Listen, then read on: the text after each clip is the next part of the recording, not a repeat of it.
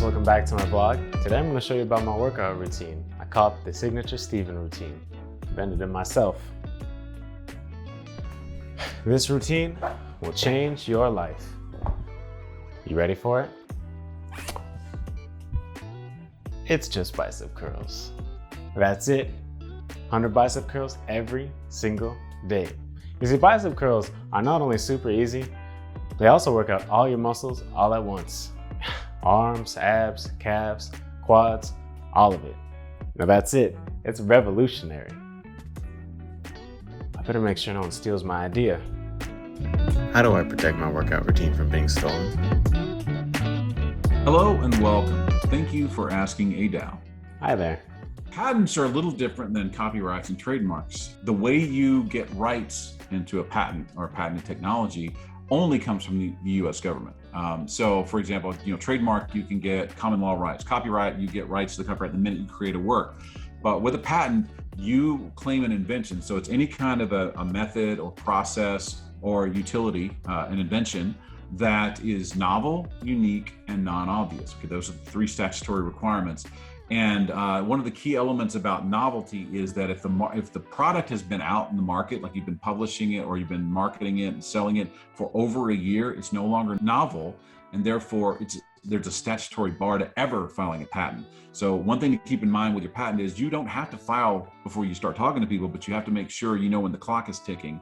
And if you make a couple, sell a couple, and say, wait a minute, this is actually something that might turn into something, maybe we should file a patent for some elements of this device that we've got or this method that we created. The key is make sure it hasn't been a year yet. That makes sense. So you file with USPTO.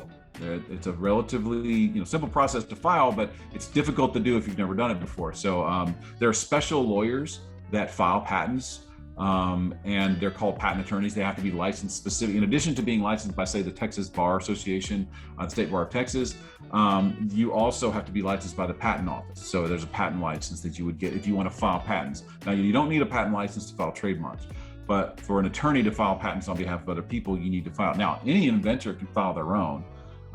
You can always represent yourself. I'm just saying if you engage a lawyer, it's got to be a patent licensed attorney to do it. They'll fill out the paperwork, they'll design, they'll literally draw how to make the thing or show the method, and then they'll send it in. Gotcha. And then what happens is once it's filed, about 18 months later, the USPTO will publish it. And at that point, other people can see it, and then they can provide comments like, wait a minute, I've already got an invention like that, or so forth. So in addition to the USPTO doing their own analysis about novelty and uniqueness and non-obviousness in the context of all other prior art, all other inventions that they are aware of, other people would then have the opportunity to contribute and say, wait a minute, we think this is too close to what we're doing, and that could influence the decision of the patent. So when you file a patent application, typically you make a number of claims. I'm claiming this aspect, maybe there's 10 claims.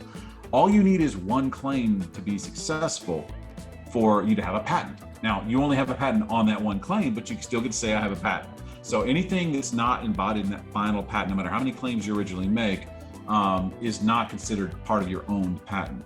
Oh. What's great about a patent is it gives you a monopoly. No one can make, use, or sell anything that encompasses your patented, that's covered by your patent for the duration of the patent, which is typically 17 years from the date the patent issues. Those are for what we call utility or method patents. There is a special kind of patent out there called a design patent.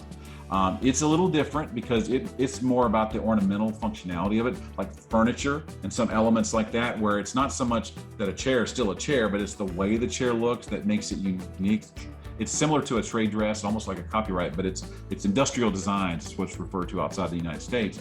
Well, those are actually shorter patents. I think they're 14 years in duration, but they can be renewed, which is, you cannot renew a patent. Most patents, because it's no longer novel. So after your 17 years, you're done. And that's why you see these really expensive pharmaceuticals, go off when they go off patent. Now you can buy the generic version of them for pennies.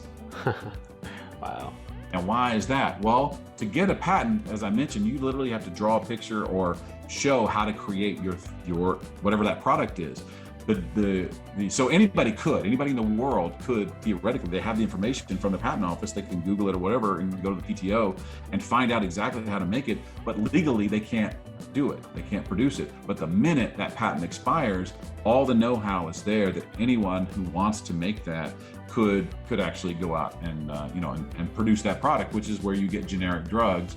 The theory behind that is that allows us to stand on the whole shoulders of giants, right? So each new generation of technology has the benefit of knowing all the other stuff that's gone on before. So for a period of time, 17 years or so, you have exclusivity, you have a monopoly on that technology. But after 17 years, it belongs to the world, and anyone can take it and make it better and use it for some other purposes. And when you really think about it, there are very few inventions that aren't at least somewhat based on other inventions. I mean, think about something as life-changing as the smartphone, the first iPhone.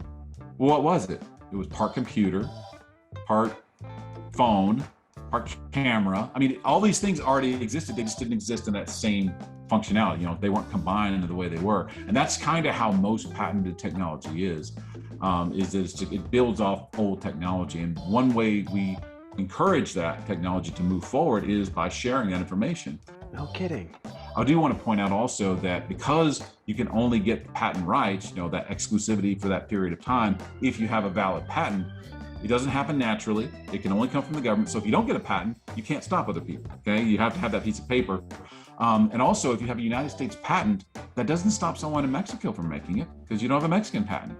If you want to protect your patentable technology in multiple countries, you're going to have to file for patents in multiple countries. Thanks for answering my question. Thanks again for asking, ADAL. I wish you the best.